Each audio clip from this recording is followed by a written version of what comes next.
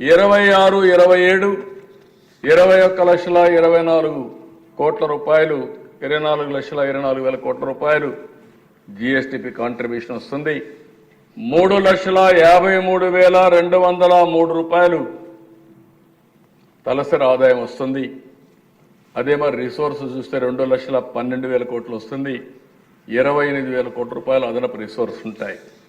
27, 28, 24.4 అంటే దగ్గర 24,420 కోట్ల రూపాయలు జీఎస్టీపీ వస్తుంది. దగ్గర 4,05,000 రూపాయలు తలసరి ఆదాయం వస్తుంది. 2,24,000 కోట్ల రూపాయలు అదనపు రిసోర్స్ వస్తాయి. 31,840 కోట్ల రూపాయలు అడిషనల్ అమౌంట్ అవైలబుల్ వస్తుంది. 28-29కి 28,900,000 జీఎస్టీపీ వస్తుంది. పర్ క్యాపిటా ఇన్కమ్ చూస్తే 4,65,492 వస్తుంది. టోటల్ రిసోర్సెస్ 2,80,000 కోట్లు, 36,640 కోట్లు అదనపు రిసోర్స్ జనరేట్ చేస్తాం. అంటే అధ్యక్ష, this is our commitment. 15% growth rate రావాలి.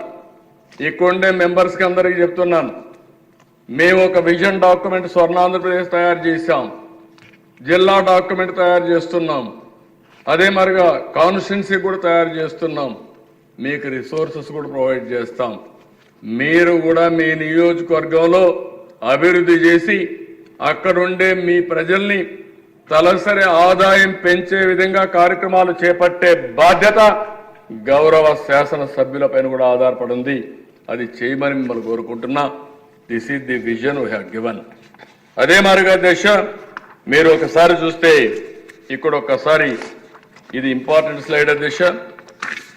ఎప్పుడు కూడా 7.5% గ్రోత్, 7.5% గ్రోత్ వస్తే మంది పైన మీరు చూసినప్పుడు స్వర్ణాంధ్రప్రదేశ్ డాక్యుమెంట్ ఏంటంటే 2047కి $2.4 ట్రిలియన్ ఎకానమీ, అంటే $42,000 పర్ క్యాపిటా ఇన్కమ్.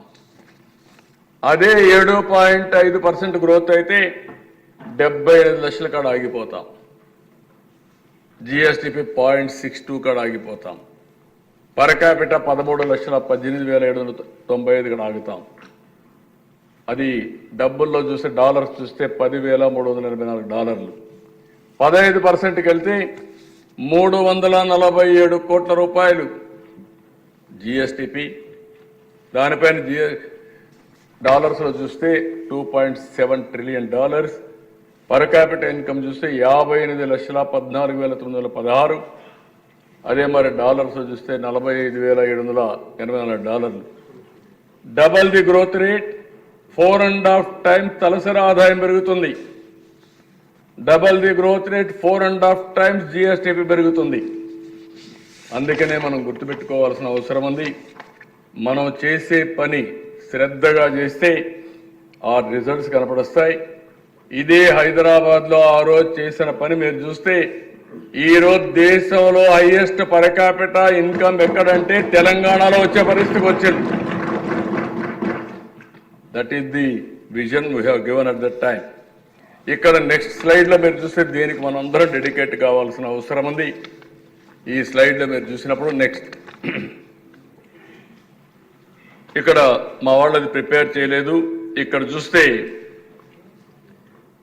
ఇండియా మనం కూడా వికసిత్ భారత్ కోసం ప్రధానమంత్రి గారు పనిచేస్తున్నారు.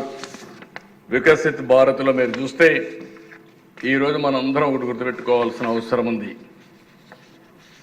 మోడల్స్ ఇండియాలో చాలా రాజకీయ పార్టీలు వచ్చాయి,